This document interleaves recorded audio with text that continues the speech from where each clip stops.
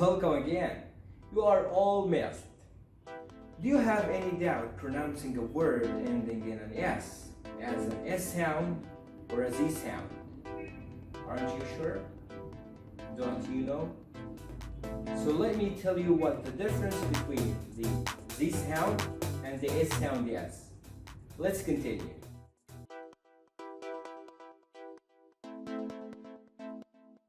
Okay, have a look at the last letter of a word and then start pronouncing it. When you pronounce this letter, try to put your hand in front of your mouth and start saying this letter.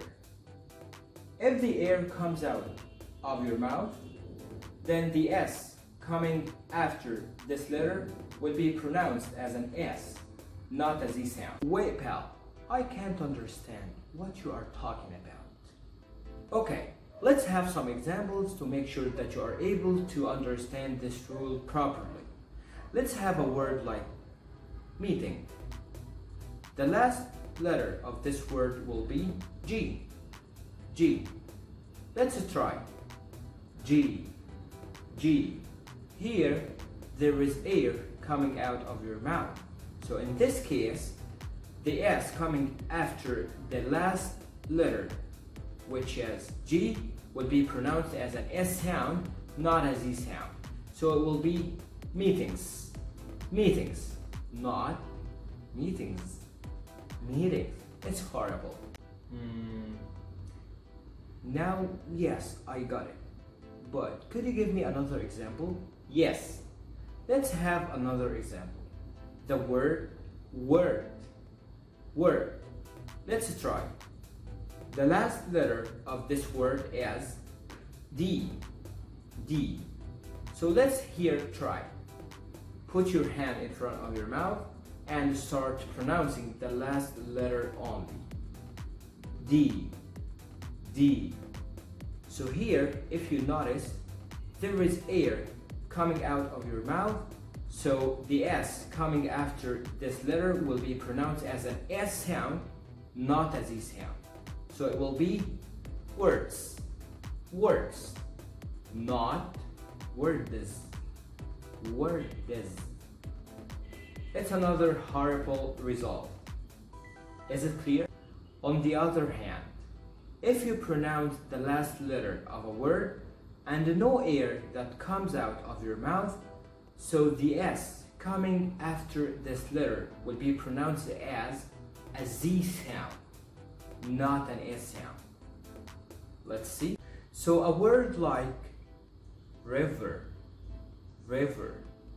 So here the last letter is R, R. Let's try. R, R. No air. In this case, the S coming after this letter will be pronounced as a Z sound, not an S sound. So it will be rivers, rivers, not rivers, rivers. So it will be again rivers. After me, rivers, a Z sound. Okay? So, yes, I got it, but you are used to telling us more examples. Yes. Let me give you another example. The word like play, play. The last letter is Y. Let's try. Y, Y. No air. In this case, the S coming after this letter will be pronounced as a Z sound, not an S sound. So it will be plays, plays, not plays, plays. It's awkward. Did you get it? Awesome. That's grand. Beautiful.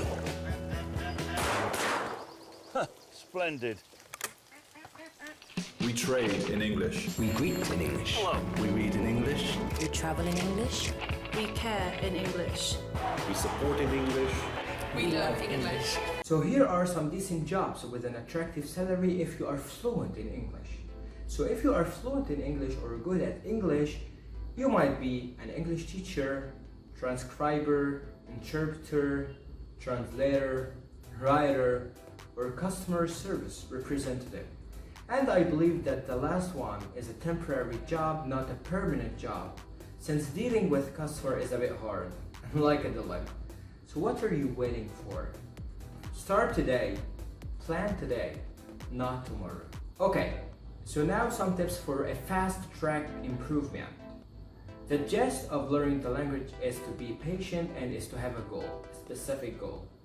Next, simplification here is required. Try to read or listen to or even watch something, but please, something that can draw your attention but not boring. And then try to summarize this thing using simple words. You are able, I know that. Choose a topic of you to talk about. And after the first or the second attempt, try to set a time limit on this activity and start speaking. Believe me, that iteration will help improve your confidence in speaking. Let's try. So this is my first attempt.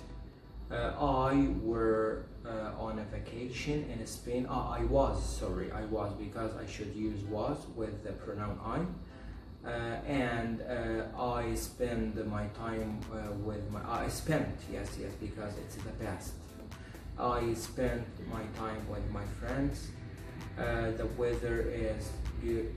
You see here, you are halting because this is your first attempt.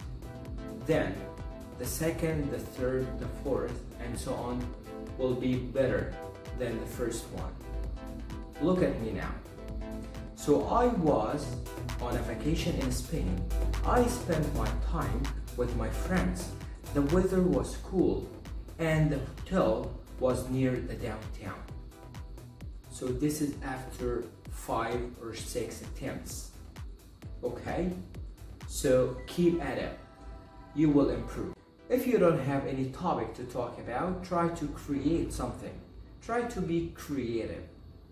Even if it's an imaginary topic, it's okay.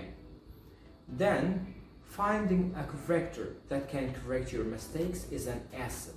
So let's recap what's discussed today. So today we talked about the difference between the S sound and the Z sound. Then we talked about what if you are fluent in English or good at it. The last one was some tips for a fast track improvement. Hope you enjoyed this video. If you have any question, please let me know and I will respond immediately. Thank you so much and have a great one.